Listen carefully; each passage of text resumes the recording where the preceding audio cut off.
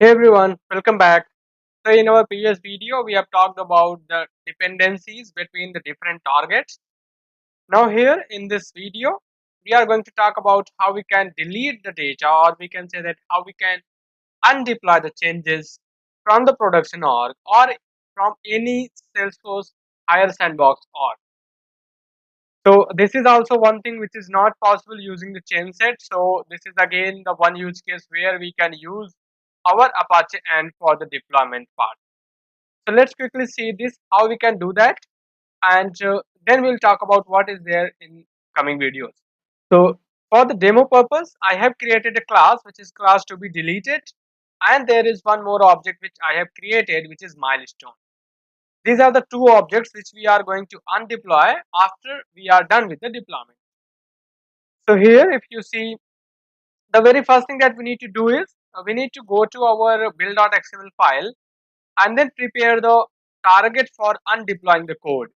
So we have got this undeploy code. This is the target name, the username of our production environment, the password of our production environment, server URL, and then from where we need to pick the files, what files, that means what metadata we need to delete. So this is the remove code package. So let's quickly see what we have under remove code package. This will contain two things. One, our package.xml file, other is destructive changes.xml file. The package.xml file will contain nothing. It will just contain the name and the version. That's it. This is what our package.xml file contains under our remove code package folder. And then if we open our destructive changes, the full name of this destructive changes file will be matching with the full name of our package.xml file, which is code package. And then here we need to define what all components we need to delete. So we wanted to delete a custom object named milestone. Then we need to delete a Apache class named class to be deleted. So these are the two things that we need to do. The first thing is prepare a target. Second thing is prepare the destructive changes file as well as the package.xml file. Next thing is that we need to do is we need to include that member inside our component, inside our main package.xml file, which will be used to retrieve. And for Apache class, we are already using asterisk. That means it is going to fetch all the components. So what we'll do is we will quickly run this deploy command, which is dependent on the retrieve command. So it is going to retrieve and then it is going to deploy, and then we will run this undeploy code. So we are here, we are going to run ant deploy. First thing, it is going to get the updated metadata from our Salesforce org. Then it will deploy the changes to our Salesforce org.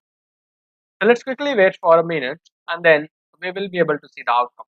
So here you can see it is saying that all component failures, class to be deleted, it is invalid API version 52.0.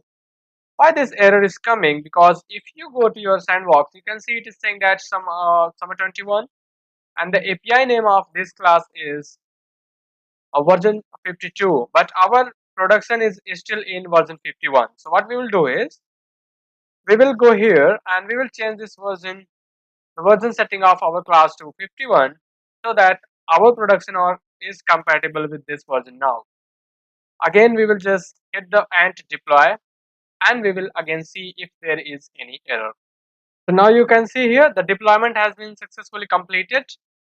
If you go to the production org here, you can see there is no object called milestone. As soon as I will refresh this, I will see there is an object called milestone. If I go to the setup again in a different tab, try to find out the Apache class here.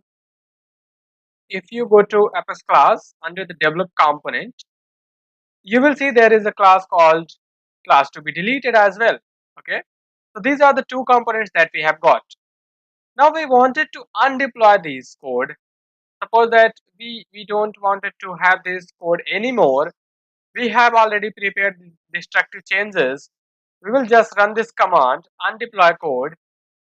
What will happen is it is going to delete those changes, those components from our Salesforce org. You can also specify Apex trigger, you can specify fields, you can specify some Apex classes, lightning component, web components. all kind of metadata that you can deploy. You can undeploy those metadata. So you can see here build is successful.